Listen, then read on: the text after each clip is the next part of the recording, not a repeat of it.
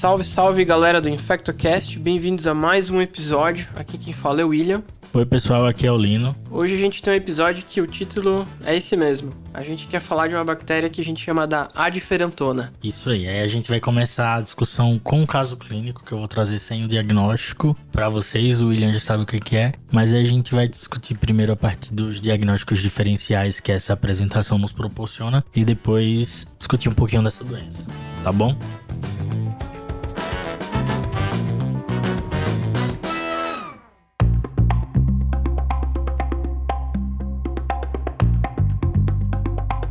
Esse caso aqui foi de um paciente de 34 anos que eu vi esse ano, que é daqui de São Paulo, sem nenhum histórico epidemiológico muito importante, que fazia acompanhamento por conta de um adenocarcinoma de cólon, que estava atualmente em remissão, tinha sido tratado no ano de 2019, com cirurgia e uma quimioterapia. E daí, no interim desse tratamento, esse paciente apresentou uma queixa de tosse produtiva e perda ponderal. Foi investigado num serviço fora, com coleta de escarro e exame de imagem. Essa coleta de escarro da ocasião foi negativa, daí ele foi submetido a uma broncoscopia com lavado broncoalveolar para investigar esse quadro respiratório de evolução subaguda. Esse lavado broncoalveolar veio com a baciloscopia positiva, uma cruz, com os resultados de culturas negativos e na época não foi realizado o GeneXpert. Daí ele foi tratado para tuberculose pulmonar por 6 meses e acabou evoluindo com uma melhora parcial dos sintomas. Ou seja, no Brasilzão, paciente com bar positivo no lavado broncoalveolar, até que se prove o contrário, a primeira hipótese foi TB, decidiram tratar primeiro com TB. Isso. Daí ele trata, começa a pandemia, esse paciente tem uma melhora parcial dos sintomas, como eu tinha dito, mas com a pandemia ele perde o segmento e ele retorna agora no ano de 2023 por conta de retorno uma recidiva dos sintomas gastrointestinais que ele tinha. Queixa de dor abdominal, e aí ele é reestadiado, foi visto que ele tinha apresentado uma recidiva da doença oncológica. Nos exames de estadiamento, incluindo a tomografia de tórax, o que é visto para esse paciente? Um nódulo pulmonar de 1,2 centímetros no lobo superior do pulmão direito e algumas opacidades centrolobulares nos segmentos basais, com aspecto de árvore em brotamento sugestivos de um processo inflamatório e ou infeccioso de disseminação bronquiolar. E aí, o que você faria nesse caso, William? Acho que assim, só para resumir o quadro clínico, para ajudar no raciocínio, né? É um paciente com um quadro pulmonar arrastado, infeccioso, num paciente com histórico oncológico. Você não chegou a comentar se ele teve algum tipo de quimioterapia ou em relação a isso, a doença oncológica, mas eu já vou partir do pressuposto que se ele tem uma doença pulmonar arrastada e já tratou um câncer, algo de um mínimo de imunossupressão eu espero dele, né? Isso. Então, lá em 2020 ele tinha feito quimioterapia, tinha feito Mflox, que é uma quimioterapia que não tem um grau de imunossupressão tão importante assim. E agora ele estava sem quimioterapia, ele foi reestadiado para iniciar a quimio ou cirurgia. Perfeito. Então me chama a atenção duas coisas, né? Esse histórico de imunossupressão e esse quadro pulmonar arrastado de um paciente que já tratou tuberculose. Quando a gente fala desses pacientes que tem uma história pulmonar por uma doença, no nosso país acho que tá certo a gente pensar em tuberculose, primeira hipótese, mas no segundo momento acho que a gente pode até pensar em infecções bacterianas novas. No caso, por lesão escavada ou algo mais agressivo, a gente pensa às vezes até em infecção por estáfilo, menos comum ainda por gram negativo, mas acho que nesse caso eu não iria para esse lado. Com certeza eu ia até reinvestigar a tuberculose para ele, talvez uma TB resistente. Num primeiro momento a gente não tinha o GeneXpert, que é algo que ia me ajudar, né? Não sei se mais para frente teve cultura. Outras micobactérias como não tuberculose, então outras MNTs, também seria uma hipótese, inclusive porque ele teve uma certa resposta aí, né, Lino? Então talvez uma resposta parcial, algo que o esquema tratou de forma parcial, seria uma das hipóteses que eu levantaria nesse momento. Outras doenças oportunistas, como doenças fúngicas, talvez a primeira que eu pensasse fosse a aspergilose. Não descartaria outras também, paracoco, mas pela forma como você me descreveu, acho que seria a primeira hipótese e acho que eu ia querer investigar melhor, talvez fazer um lavado e fazer um rastreio nele. Exato, então e aí esse paciente foi perguntado novamente sobre sintomas respiratórios, ele relatou uma tosse seca, não acompanhada de dispneia, não tinha perda ponderal, sudorese, nada nesse momento. Relatou uma hemoptise de início recente, então foi submetido a uma nova broncoscopia com lavado broncoalveolar. Nessa broncoscopia, o que você ia solicitar? Olha, com certeza eu já ia pedir ali um bar, né? Uma pesquisa direta para micobactéria, porque eu quero ver de novo se tem essa doença micobacteriana. Se isso ainda tá ali presente, fala muito a favor de uma doença ativa. O GeneXpert, com certeza, né? O teste rápido para tuberculose. A gente, não sei você, Lino, mas eu me acostumei a chamar de GeneXpert, mas é o teste rápido para tuberculose, um teste molecular que ia me dar a informação do PCR para tuberculose. Isso praticamente ia fechar o meu diagnóstico e já ia me dar a informação, inclusive, talvez de resistência à rifampicina. Cultura para micobactérias, que é uma coisa que no passado, né, não sei se foi pedido, é uma coisa que apesar de não ter algo que vai demorar, é algo que no futuro eu ia querer. Para infecção fúngica, uma galactomanana, também para tentar me ajudar, cultura para fungos e também pesquisa direta para fungos. E uma cultura para bactérias, pesquisa direta para bactérias. Coisas diferentes, como PCR para pneumocistose, PCR para histoplasmose. Talvez se eu tivesse num serviço que tivesse sobrando, eu pediria. Mas não seriam exames que eu daria maior, digamos assim, prioridade. Exato. Então, lá naquele início ele não acabou fazendo cultura para micobactéria, pelo menos não tinha essa informação, porque os dados eu retirei do TB-Web. Porque ele tinha referido entendi. um tratamento prévio para tuberculose, então eu fui lá pesquisar no TB-Web e eu vi essas informações. Para quem não sabe, o TB-Web é uma plataforma que a gente tem aqui no estado de São Paulo de notificação dos tratamentos de tuberculose pulmonar e de outros sítios também. Lá tem várias informações dos tratamentos, internações, como foi o diagnóstico do paciente, quando ele concluiu, se teve abandono ou não. Que é chato preencher, mas olha aí, um exemplo de que a gente conseguiu extrair informação importante de um paciente baseado num formulário compulsório, né? Isso. E aí foi isso, né? Ele foi submetido à broncoscopia, fez o lavado broncoalveolar com essas pesquisas que o William também solicitaria. E aí ele vem com um GeneXpert negativo, um PBA agora negativo, as culturas aeróbias e anaeróbias de fungos negativas, a cultura para micobactérias positiva, e aqui é identificada, adivinha o quê? Olha, é porque eu sei o diagnóstico, mas talvez se eu tivesse que chutar, eu ia chutar uma micobactéria não tuberculose num primeiro momento. Porque a gente não pensa nesse diagnóstico dessa bactéria que eu chamo de ferentona. Isso aí, então vê a nocardia, essa cultura. Nocardia SP, não foi identificada a espécie, infelizmente. Mas foi feito o diagnóstico de nocardiose pulmonar nesse indivíduo. Olha só. A gente não sabe se naquela primeira época lá que ele tratou com aquele PBA positivo era tuberculose. Que pode fazer também, né? Era um imunité que pode ter esse PBA positivo. Ele teve uma melhora dos sintomas, uma melhora importante, então talvez de fato fosse. E agora por ter uma lesão estrutural pulmonar, resquício daquela tuberculose, ou porque ele tá imunodeprimido pelo câncer, ou porque ele é tabagista, ou tudo junto, claro, ele pode ter feito essa nova infecção pulmonar. Então hoje a gente vai discutir um pouquinho sobre nocardia, né, William? Isso mesmo, nocardia é um assunto que, assim, eu adoro discutir, adoro estudar, apesar de a gente ver pouco. Eu acho muito interessante a forma como ela se apresenta e a forma como a gente tem que sempre ter um raciocínio para pensar nela. Eu sempre brinco que eu chamo ela da diferentona porque ela é um bacilo gram positivo. Tem relatos de infecção, a gente vai discutir melhor, mas tem relatos de infecção tanto por inoculação de objetos, tanto por respiratório, por aerosol, né? Tem relato de contaminação intra-hospitalar por contato. É uma bactéria que às vezes geralmente os sintomas são arrastados, mas é um gram positivo, pode dar vários tipos de sítios ter a infecção dela. Então, por isso eu gosto de chamar ela desse jeito, diferentona. Isso aí.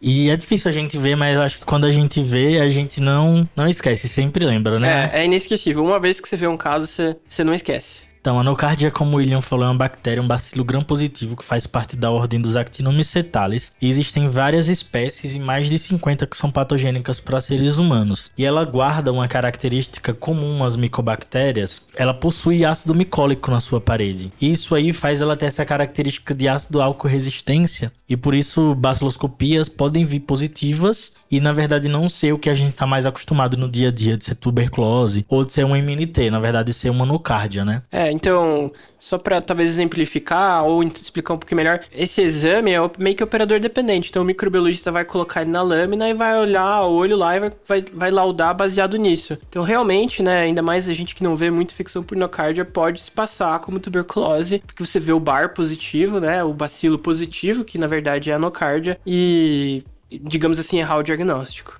Daí, ela vai ser comum em várias partes do mundo, né? Comum não. Ela pode estar presente em várias partes do mundo, tem relato em todos os continentes de nocardiose. No Brasil a gente não tem dados bem confirmados sobre, não é uma doença de notificação compulsória, então a prevalência real acaba sendo desconhecida. Ainda mais porque, assim, é uma doença de difícil diagnóstico, difícil a galera pensar nela. Então, até que ponto não é uma doença com um subdiagnóstico, né? Acho que deve ser algo extremamente comum no nosso país, assim, ter a doença e não ter o diagnóstico dela. Sim.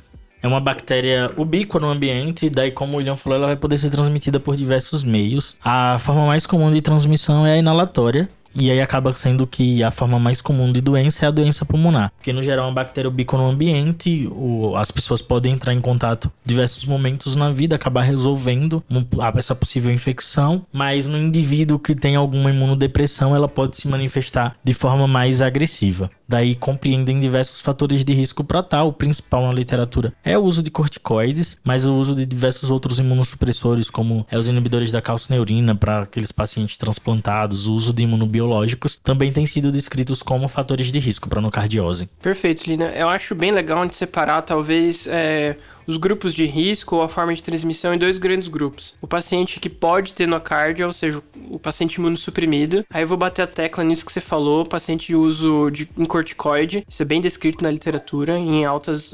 Não precisa nem ser doses imunossupressoras, mas doses acima de 40 miligramas dia por período prolongado. E o paciente que tem uma exposição no meio ambiente à nocardia. Ou seja, o trabalhador que mexe com o solo e acaba se ferindo com algum espinho de uma planta e às vezes se contamina. Às vezes alguém que vai fazer uma caminhada em algum lugar do meio ambiente, né? Alguma vegetação mais remota e às vezes acaba tendo contato, tendo alguma ferida, alguma coisa assim, tem contato e acaba se contaminando. E também até dependendo se a água estiver contaminada, às vezes uma ferida também pode ser uma forma de inoculação. Geralmente essas formas de inoculação com o meio ambiente vão se resumir a doenças na pele, ou seja, apenas local sem disseminação. Ao contrário dos pacientes imunossuprimidos, que faz total sentido ter a doença mais disseminada e inclusive ter a forma pulmonar, porque você acaba aspirando, né, respirando a nocardia e ela acaba primeiro no pulmão,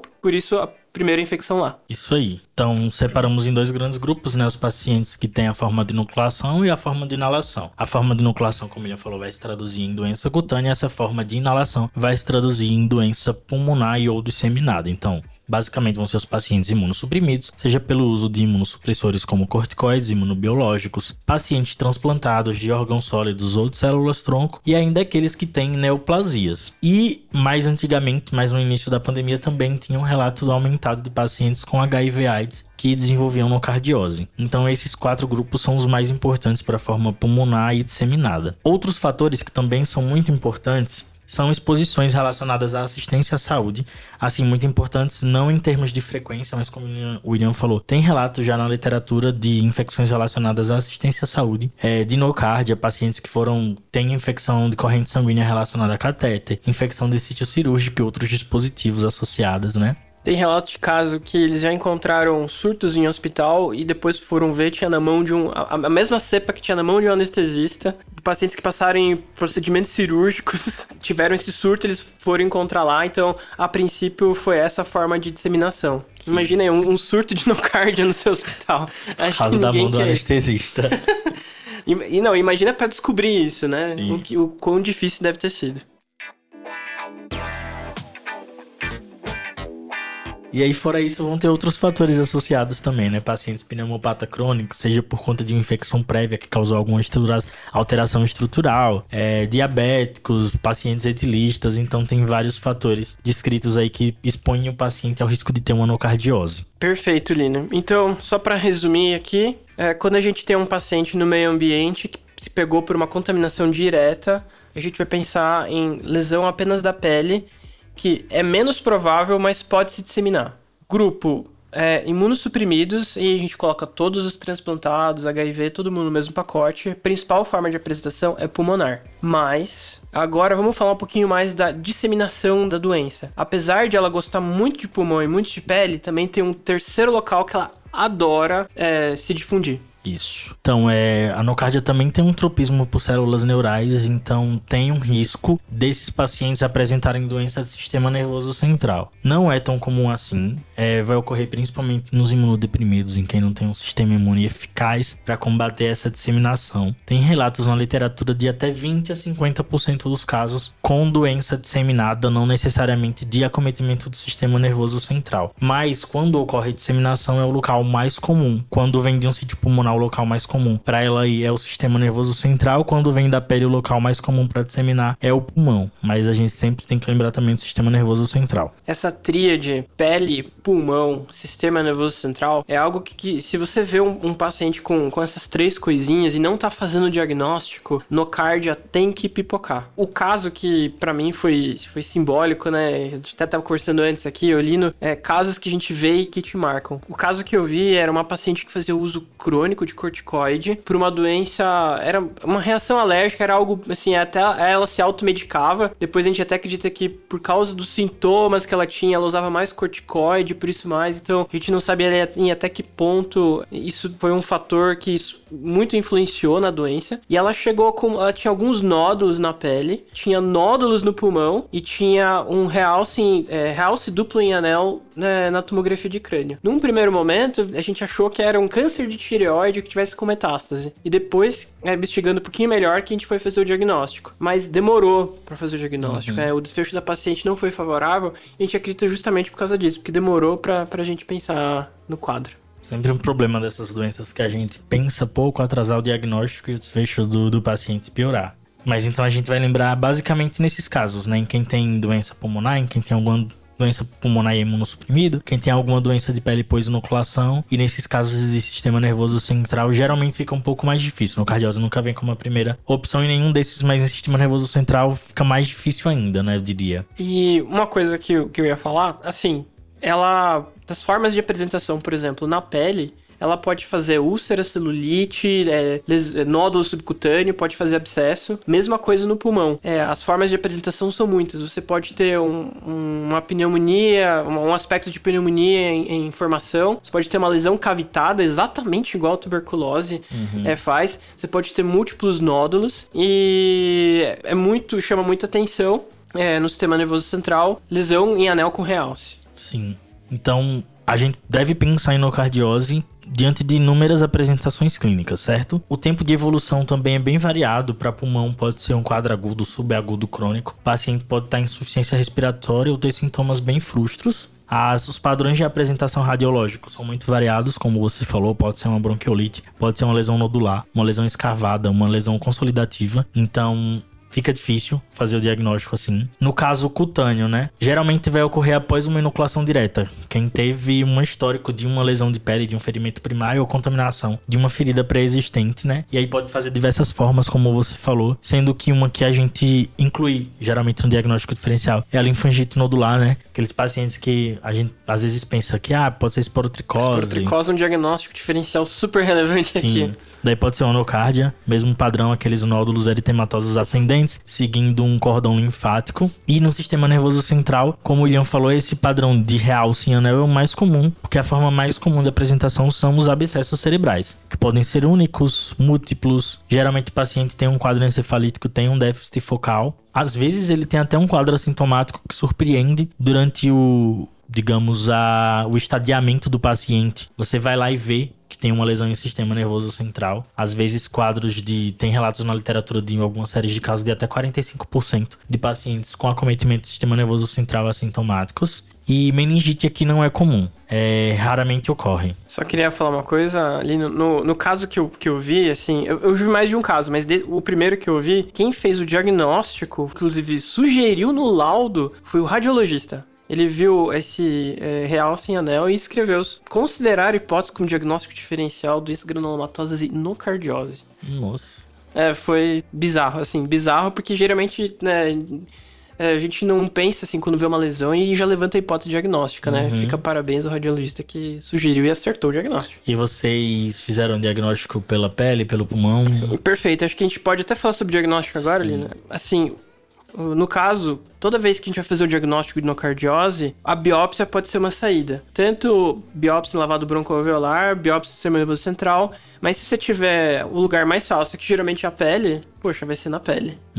Então, primeira dica, se você está pensando em nocardiose, você tem que avisar o seu microbiologista que existe essa hipótese. Vamos supor que o paciente tenha lesão na pele, o que a gente vai fazer? Mandar material para cultura, né? Vai pedir para colocar no soro fisiológico uma amostra e mandar para cultura. E outra amostra você vai mandar para o anátomo patológico para fazer estudo. E a amostra que foi para microbiologia tem que avisar, porque assim, é uma bactéria que pode levar até poucos dias para crescer, mas pode levar semanas. Então você precisa avisar eles para aumentar o tempo de inoculação. Uma dica, por exemplo, no caso que eu vi, era um gram positivo que nunca virava. Tava lá, fazia semanas e semanas no parcial, bacilo gram positivo em crescimento e sem identificação. Até que uma hora a gente teve o clique, né? Opa, pera lá, bacilo gram positivo que não diferencia? O que é isso? E tava lá por ser de crescimento lento, então demorou pra gente diferenciar. Mas depois, foi até conversado com o laboratório, demorou mais ou menos umas 3 semanas, mas diferenciou a nocardia na cultura. E na biópsia não veio uma lesão específica, mas veio sugestivo. Boa. Acho que tanto para o laboratório incubar por um tempo prolongado, quanto talvez para semear no meio de cultura especial. Tem alguns meios que são mais favoráveis ao crescimento, como o Thai Martin, agar, e aí isso pode aumentar a sensibilidade para até 85%, dependendo da amostra e do meio que foi utilizado. Uma dica que a gente pode utilizar até do começo desse caso clínico que eu trouxe é ter o BAR positivo, né? Existem outras coisas além de tuberculose e de micobactéria não tuberculosa que positivam o BAR, não necessariamente sendo elas, né? Justamente por conta dessa presença do ácido micólico na parede. Isso aí oferece uma sensibilidade em torno de 50% para fazer o diagnóstico de nocardia. E quais que são esses outros diagnósticos diferenciais que podem se confundir diante de um BR positivo, William? Que nem eu já tinha falado, né? No nosso caso, a gente estava pensando em infecção fúngica, então aspergilose, outras infecções da mesma família, né? Actinomicoses, rodococo também pode fazer, até mesmo diagnósticos diferenciais, né? Não esquecer que às vezes o paciente tem um nódulo pulmonar de etiologia não infecciosa, uma neoplasia, uma sarcoidose, às vezes tem uma vasculite. E inclusive ele pode ter mais de uma coisa junto, que às vezes até atrapalha o diagnóstico. Uhum. Então é isso, são vários os diagnósticos diferenciais. Quando a gente tem um BR positivo, a gente vai pensar tuberculose, as micobactérias não tuberculosas, rodococcus, actinomyces e nocardia. Essas coisas que se confundem. As infecções são variadas, né? Não com BR positivo, mas que podem mimetizar um quadro de nocardia. Aí aqui no Brasil a gente traz as micoses endêmicas, no cenário de hospedeiros imunodeprimidos a gente também vai pensar na aspergilose. Então, para fazer diagnóstico, na maioria dos casos, a gente tem que ser invasivo mesmo com esses pacientes. Submeter um lavado broncoalveolar, a sensibilidade do escarro não é tão boa assim. Fazer biópsia quando possível e notificar o laboratório para tentar aumentar o nosso rendimento. 2 dicas aqui. Às vezes, na microscopia direta, o microbiologista consegue ver e falar que é um bacilo gram positivo. E se a suspeita já é alta, talvez você já faça muito provável diagnóstico aí. Então, não, apesar de difícil o diagnóstico, não menosprezar a pesquisa direta. Outra sugestão, dependendo do laboratório local que você tiver, é possível fazer PCR para nocardia. Uma dica, a gente não, de uma forma geral, não considera nunca que a nocardia seja um contaminante ou um colonizante. Se o PCR vem positivo, seja no lavado, seja em biópsia, seja qual for o material, até que se prove o contrário, esse paciente tem doença sim, é bem provável que precise de tratamento. Infelizmente é um método pouco disponível, mas tem uma sensibilidade e uma especificidade muito boas. Então, daí a gente fez o diagnóstico de nocardia, a gente tem que seguir um algoritmo, digamos que de estadiamento para esse paciente. Como a gente falou, doença no sistema nervoso central é comum e vai mudar totalmente o nosso tempo de tratamento, que droga que a gente vai fazer. Então, esses pacientes sempre têm que ser submetidos a uma tomografia de crânio para avaliar a presença, né, de doença do sistema nervoso central. Nos casos de doença cutânea, tem que ser feita a tomografia de tórax para ver se também tem doença pulmonar. As exceções são aqueles pacientes com uma doença cutânea muito localizada, que tem um histórico muito claro de inoculação, sem nenhum fator de imunossupressão. Nesses casos, talvez você possa restringir sua abordagem a essa lesão cutânea, sem procurar doença em outros focos. Mas é muito importante buscar disseminação. Perfeito, Lino. E por que a gente faz isso? Que nem o Lino falou, isso influencia diretamente no tempo e na forma de tratamento. Se o seu paciente tem apenas uma lesão na pele direta, talvez monoterapia com sulfametoxazol trimetropin, ou seja, o velho e bom Bactrim ali, já seja o suficiente. apesar que a gente gosta de fazer dupla terapia, gosta de juntar um outro antibiótico, até porque se a gente às vezes não tem a espécie diferenciada da nocardia, o que varia também é a sensibilidade de espécie para espécie. Exato. Então a gente tem aí alguns estudos na literatura. O maior que eu lembro de ter visto é um publicado no SCMID em 2021, que avaliou inúmeros isolados de nocardia aí ao redor do mundo, principalmente de isolados europeus. E o que a gente viu foi uma discrepância das taxas de sensibilidade antimicrobianas para alguns isolados. O William falou do Bactrim, é a droga mais consolidada, mais estudada para o tratamento de nocardia.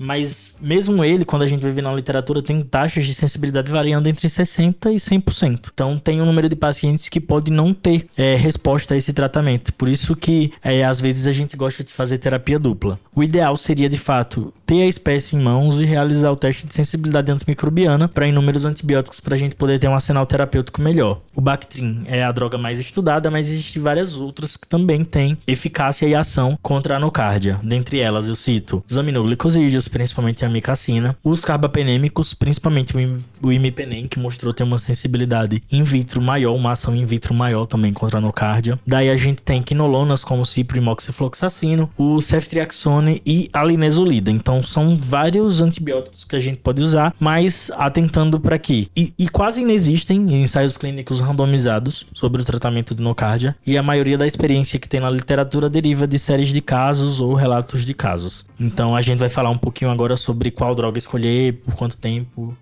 Imagino quão difícil deve ser a gente fazer estudo, né, para nocardia. É difícil diagnóstico, geralmente o paciente já não deve estar na melhor das situações. Geralmente, né, os casos dos pacientes internados já são imunossuprimidos, né, devem ter outros diagnósticos, inclusive, junto, o que não facilita muito o estudo. E só para título de curiosidade, existem mais de 80 espécies de nocardia, né, nocardia nova, brasiliensis, farcínica, abscessos, e bem isso que você falou, Lino, a sensibilidade de cada uma pode variar. Entrando no que eu falei lá no começo, sempre possível peça cultura pra tudo, né? Uhum. É o tipo de exame que, mais pra frente, você não vai se arrepender que você pediu e não teve resultado, ou veio negativo, ou você não usou, você não vai nem lembrar, mas mais pra frente, se você precisar, você vai sentir falta. Exato. E, assim, aqui no Brasil, o William falou da dificuldade de ter estudo, por exemplo. Aqui no Brasil eu lembro de ter visto um que tem alguns isolados de nocardia, menos de 10 para avaliar a sensibilidade. Então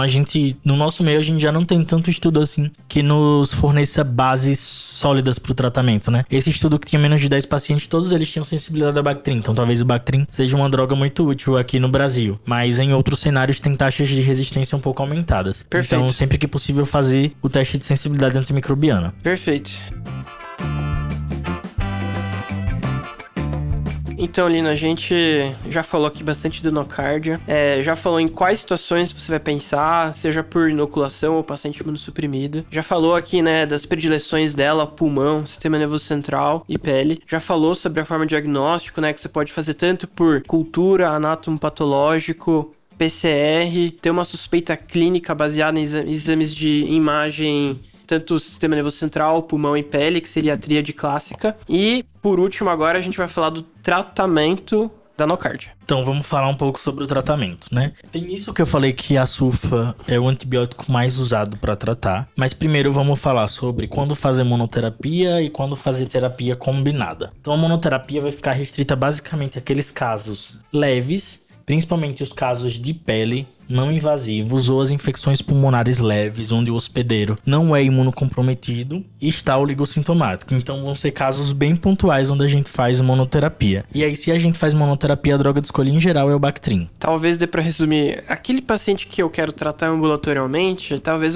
é o paciente que dá pra usar só Bactrim. Mas mesmo assim, o tratamento vai ser... Geralmente você vai tratar até você ver resposta clínica em resolução sustentada, ou seja, na literatura, até onde eu sei, 6 a 12 meses. Isso. Para a mínima minoria dos casos que você faz menos de 6 meses. E na maioria 6 meses mesmo. Prolongando a depender disso daí da resposta clínica. Então a gente falou basicamente agora dos casos muito leves onde a gente pode usar Bactrim em monoterapia. Perfeito. E agora, os casos que você tem doença pulmonar e o paciente está evoluindo com gravidade ou está internado ou algum outro fator de risco. Nesses casos, geralmente a gente também vai usar o Bactrim associado, mas também aí nesse caso já é recomendado que você use pelo menos mais uma droga, que pode ser o imipenem, a amicacina e uma alternativa seria a linezolida. Exato. E aí a gente tem que pensar no sítio, né? Que a anocardia está infectando, por exemplo, sistema nervoso central, a gente não vai escolher aminoglicosídeo como segunda opção. Pode até ser a terceira, mas não vai ser a segunda, né? Para a maioria dos casos, a gente tenta deixar o Bactrim com o carbapenem, que classicamente o imipenem tem alguns estudos in vitro que mostraram que ele tem uma ação maior contra a anocardia comparado com, por exemplo, com o meropenem. Então seria uma opção fazer Bactrim com o imipenem. A linezolida seria uma boa opção também, por ter uma boa concentração e uma boa biodisponibilidade para fazer tanto para sistema nervoso central quanto para doença pulmonar. Então, nos casos onde o paciente tem uma doença disseminada, tá grave, é recomendado fazer uma terapia combinada. E nesses casos, o tempo de tratamento também vai ser um pouco mais prolongado. Para sistema nervoso central, em geral, a gente faz pelo menos 12 meses. E quando tem doença pulmonar, pelo menos 6 meses, tendendo a ser um pouco mais agressivo, um tratamento mais demorado, a depender da extensão da doença. Tem alguns lugares na literatura que também falam que às vezes você pode começar o tratamento endovenoso, principalmente se você tem a forma do acometimento do sistema nervoso central, e se o paciente evoluir bem depois de 2 meses, fazer um switch para terapia VO e depois completar o tratamento por 1 ano. Não está descrito na literatura como esse nome, mas é basicamente o que a gente faz em outras doenças infecciosas. Primeiro a gente faz uma terapia de indução, sendo mais agressivo com 2 drogas juntas por um período menor e endovenoso, né? Sei lá, 2 semanas, por exemplo, de Bactrim com imipenem, Bactrim com linezolida, e aí depois a gente deixa uma droga VO de boa biodisponibilidade, que tem uma boa penetração no sítio de ação por um tempo mais prolongado, reavaliando exames de imagem clínica do paciente, e nesses casos, como a imunossupressão é um fator muito importante, avaliando como que está o sistema imune do hospedeiro para decidir quando a gente vai finalizar o tratamento do paciente. Perfeito, Lina. Então eu acho que assim, se a gente tivesse que resumir o tratamento, é assim: Bactrim provavelmente vai entrar no seu esquema. Se o paciente estiver grave, estiver internado, você vai provavelmente colocar uma outra droga, isso vai ver no sítio. E geralmente você vai tratar de 6 meses a 12 anos. Então dá pra resumir desse jeitinho. Exato. Mas isso tudo que a gente tá falando é empírico, né? O ideal é ter cultura e baseado em cultura, né? Uhum. Para alguns pacientes também vai ter a indicação cirúrgica, né? Geralmente vão ser para aqueles casos que tem a falha clínica ou então tem lesões, coleções muito grandes em que só o antibiótico sozinho talvez não resolva, daí você vai precisar drenar aquele abscesso, aquela coleção torácica, o que for. Mas no geral seria isso, uma terapia antimicrobiana eficaz por um tempo que você garanta cura para o paciente. Perfeito, Lino. Agora, uma pergunta. Se a doença do nocardia pode evoluir com gravidade, pacientes imunossuprimidos são um grupo de risco, digamos assim, né?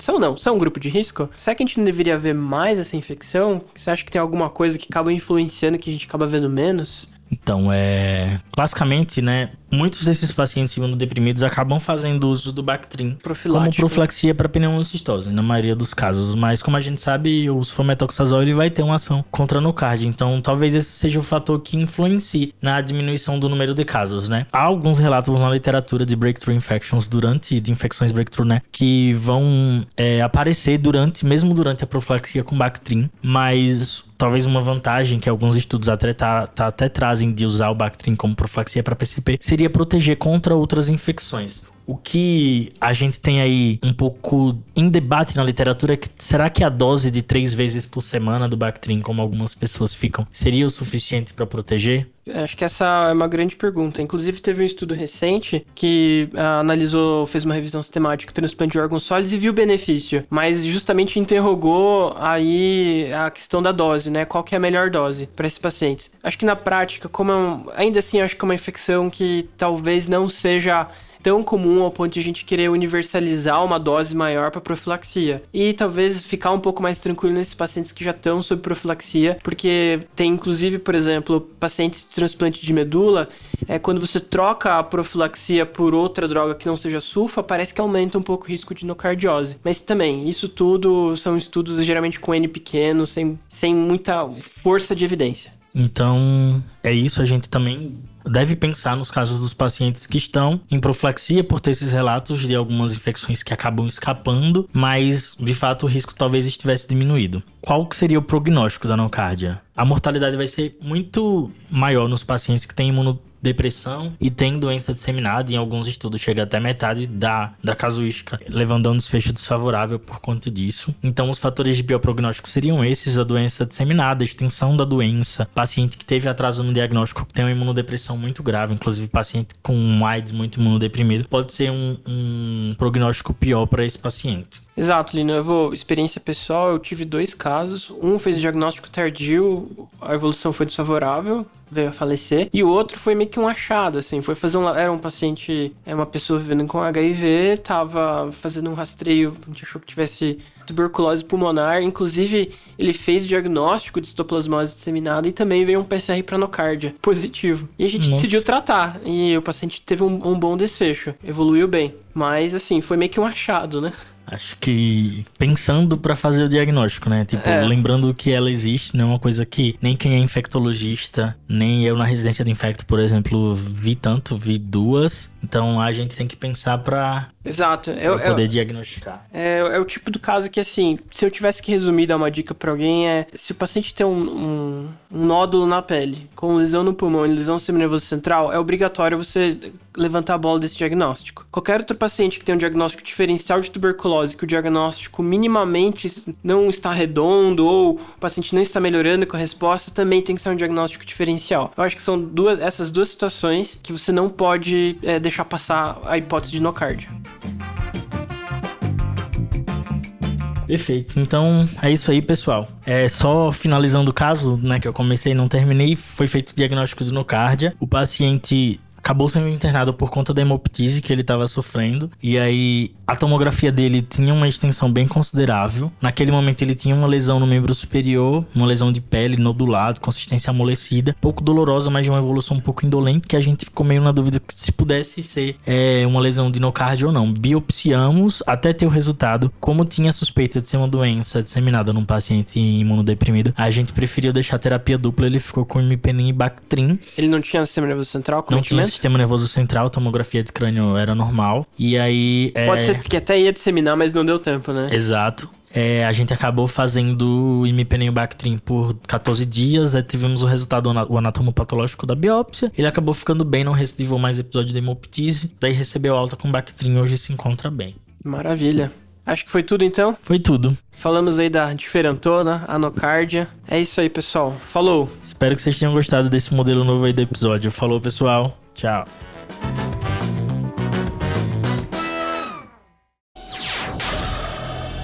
Semibreves, edição de podcast.